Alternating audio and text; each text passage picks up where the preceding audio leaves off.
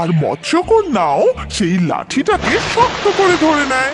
তারপর শকুন আর বাজ মিলে মৎস্যকন্যাকে নিয়ে উড়ে পালায়। গভীর সমুদ্রে মাছ ধরার জন্য একটা বড় জাহাজ বয়ে চলেছিল। জাহাজের একজন জেলে জাহাজের ডেকের উপর দাঁড়িয়ে দূরবীন দিয়ে চারিদিকটা খুব ভালো করে দেখছিল। যখন সে দূরবীন দিয়ে দেখছিল তখন সে দেখতে পায় যে একটা শীগল পাখির পা মাছ ধরার জালে আটকে গেছে, আর সে কিছুতেই উড়তে পারছিল না। কেউ আমাকে বাঁচাও, আমি এই জালে ফেসে গেছি। বাঁচাও, কেউ বাঁচাও আমাকে, বাঁচাও। তখন সেখানে একটি মৎস্যকন্যা আসে। চিন্তা করো না আমার বন্ধু, আমি তোমাকে জাল থেকে মুক্ত করে দিচ্ছি। ঠিক সেই সময় ওই জেলের নজর মৎস্যকন্যার উপর পড়ে যায়। আরে, এটা তো একটা মৎস্যকন্যা। আর আমি শুনেছি যে এই মৎস্যকন্যা যেখানে থাকে সেই জায়গাটাকে সাজানোর জন্য অনেক মতি, হিরে, চুনি, পান্না জমা করে রাখে। আমি তাড়াতাড়ি সাবমেরিন নিয়ে ওকে ধাওয়া করি। তারপর সেই জেলে নিজের সাথীদেরকে ডেকে নেয় এবং সমস্ত কথা খুলে বলার পর সে নিজে ওই মৎস্যকন্যাকে অনুসরণ করার জন্য চলে যায়। আর সেই মৎস্যকন্যাকে অনুসরণ করতে করতে সে সমুদ্রের তলায় গিয়ে দেখে যে মৎস্যকন্যাটি একটি সুন্দর বিছানায় বসে আছে। তখন সেই জেলে দূর থেকেই একটা জাল ফেলে তাকে ধরে নেয় আর অনেক অনেক পরিমাণে হিরে, জহরত, মুক্ত সব নিয়ে সেখান থেকে ফিরে আসে। তারপর মৎস্যকন্যাকে একটা জালের মধ্যে বন্দি করে নিয়ে দুই জেলে মিলে তাকে নিয়ে তাদের বাড়ি ফেরার সময় সিগল তাদেরকে দেখতে পেয়ে যায়। আর তখন আরে, এটা কি হলো? আমার বন্ধু মৎস্যকন্যাকে ওই জেলে দুটো ধরে নিয়েছে। মৎস্যকন্যা আজকে সকালেই ওই মাছ ধরার জাল কেটে আমাকে বাঁচিয়েছিল, আর এখনো নিজেই জেলেদের জালে ফেসে গেছে। হ্যাঁ, আমাকে ওকে বাঁচাতেই হবে, আর সেই জন্য আমাকে বাকি পাখিদের কাছ থেকে সাহায্য নিতে হবে। এরপর সিগল জঙ্গলের দিকে চলে যায় এবং পাখিদের ঝাঁকের কাছে গিয়ে পুরো ঘটনাটা খুলে বলে। তখন টিয়া বলে যে তুমি চিন্তা করো না সিগল, মৎস্যকন্যা তোমায় বাঁচিয়েছে, মানে আমাদের বন্ধুকে বাঁচিয়েছে, তাই ওনাকে বাঁচানোই আমাদের কর্তব্য। তখন ম্যাকাও বলে তুমি একদম ঠিক বলেছো তোতা, আমরা সবাই সিগালের সাথে আছি, কিন্তু মৎস্যকন্যা কোথায়? প্রথমে আমাদেরকে ওকে খুঁজতে হবে। তখন ময়ূর বলে যে তাহলে বন্ধুরা, দেরি করো না, চলো সকলে।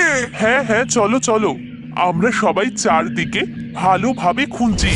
তারপর কাক, ময়ূর, টিয়া, ম্যাকাও, মোরগ, বাজ, শকুন সবাই মিলে মৎস্যকন্যাকে খোঁজার জন্য চতুর্দিকে ছড়িয়ে পড়ে, কিন্তু মৎস্যকন্যাকে কেউই খুঁজে পায় না।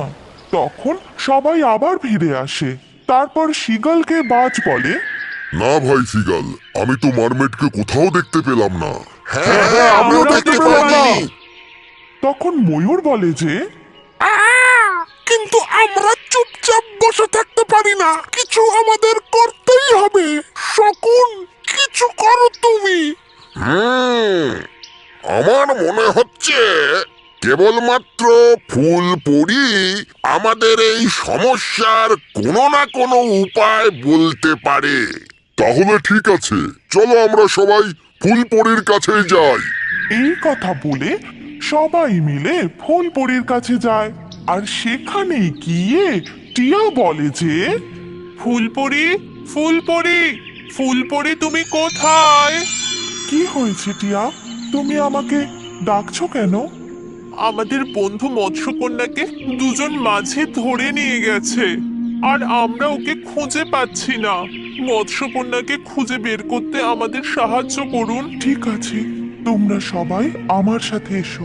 এরপর সবাই মিলে ফুলপরির সাথে যায়। এবং ফুলপুরি গিয়ে একটি শান্ত জলাশয়ের সামনে দাঁড়ায়। তারপর নিজের জাদু দণ্ড সেই জলে ছোঁয়ায়।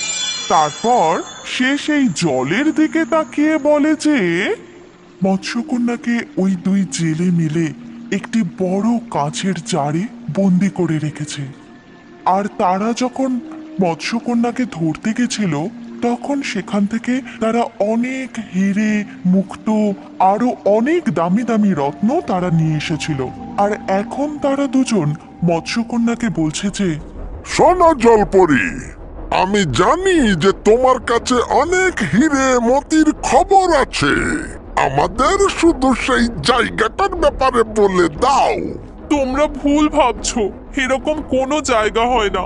শুধু আমার কাছে যেটুকুন ছিল সেটুকুন তোমরা নিয়ে এসেছো, এবার ছেড়ে দাও আমাকে। আরে যদি তুমি আমাদের ওই জায়গাটা সম্বন্ধে সবকিছু বলে দাও তাহলে আমরা সবাই তোমাকে মুক্ত করে দেব, না হলে আমরা তোমাকে বেচে অনেক টাকা রোজগার করতে পারি, বুঝেছ? ওরা মৎস্যকন্যাকে বিক্রি করার জন্য হুমকি দিচ্ছে। আর কাল সকাল হতেই তারা দুজন জঙ্গলের পাশের বাজারে মারমেডকে বিক্রি করার জন্য সেখানে নিয়ে যাবে। তাহলে তো কালকেই আমাদের কিছু করতে হবে। এটা শুনে কাক বলে যে আমার মাথায় একটা দারুণ বুদ্ধি এসছে। যদি তোমরা সবাই রাজি থাকো তো তাহলে সেটা হওয়া সম্ভব, কিন্তু এতে খুব বিপদের ঝুঁকি আছে। তখন মুরগি বলল, হ্যাঁ হ্যাঁ, আমরা সবাই তোমার সাথে আছি, বলো কি করতে হবে। হ্যাঁ হ্যাঁ, আমরা সবাই তোমার সাথে আছি, সবাই সবাই। তারপর কাক পুরো প্ল্যানটা সবাইকে খুলে বলে। আর সেই প্ল্যান অনুযায়ী পরের দিন সকালবেলা সকল পাখিরা মিলে বাজারের পাশে একটা বড় গাছের উপরে বসে রইল। তারপর দুটো জেলে মিলে সেই মৎস্যকন্যাকে নিয়ে সেখানে আসে। তারপর প্ল্যান এ অনুসারে সিগাল প্রথমে মৎস্যকন্যার কাছে যায়। আর মৎস্যকন্যা, কেমন আছো তুমি? তুমি কেমন আছো সিগাল? আমি ভালোই আছি। শোনো মৎস্যকন্যা, আমরা সব পাখিরা মিলে তোমাকে বাঁচাতে এসেছি। বাজার শকুন একটা লাঠি নিয়ে আসবে, তোমাকে শুধু সেই লাঠিটাকে জোর করে ধরে থাকতে হবে, ঠিক আছে? এবার আমি চললাম। ঠিক আছে। এই কথা বলে সিগাল চলে যায়। তারপর কাকের বুদ্ধি অনুযায়ী প্ল্যান বি অনুসারে ময়ূর গিয়ে দুই জেলের সামনে একটা বড় গাছের নিচে নিজের পেখম মেলে নাচতে শুরু করে দেয়। তারপর আরে, এই ময়ূরটা কোথা থেকে এলো? কত সুন্দর, তাই না? আর প্ল্যান সি অনুসারে ম্যাকাও আর টিয়া গিয়ে সেই গাছেরই একটা ডালে বসে যায় এবং নিজেদের মধ্যে কথা বলতে শুরু করে। তুই দেখেছিস ম্যাকাও, ময়ূরের পাখনাগুলো কি সুন্দর, আর কি সুন্দর করেও নাচছে। হ্যাঁ তোতা, তুই একদম ঠিক বলেছিস। ওর নাচ দেখে আমার তো মন ভরে গেল রে। আরে, একে কথা বলা টিয়া আর ম্যাকাও। আরে, আজকের দিনটা ভীষণ ভালো রে ভাই। এবার এই ময়ূরকে, টিয়াকে আর ম্যাকাওকে ধরবো আর বেচেও দেবো।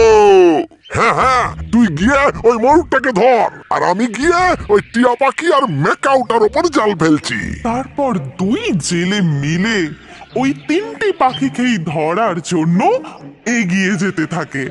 তখন পিছন দিকে প্ল্যান ডি অনুসারে বাজ আর শকুন মিলে একটা মোটা লাঠি নিয়ে মৎস্যকন্যার জারের উপরে রাখে। আর মৎস্যকন্যাও সেই লাঠিটাকে শক্ত করে ধরে নেয়। তারপর শকুন আর বাজ মিলে মৎস্যকন্যাকে নিয়ে উড়ে পালায়। তখন প্ল্যান ই অনুসারে মুরগি চেঁচিয়ে ইশারা করে দেয়, পালিয়ে যা ময়ূর, পালিয়ে যা। আমরাও পালিয়ে যাচ্ছি। তারপর টিয়া, ময়ূর, ম্যাকাও সবাই একসাথে পালিয়ে যায়।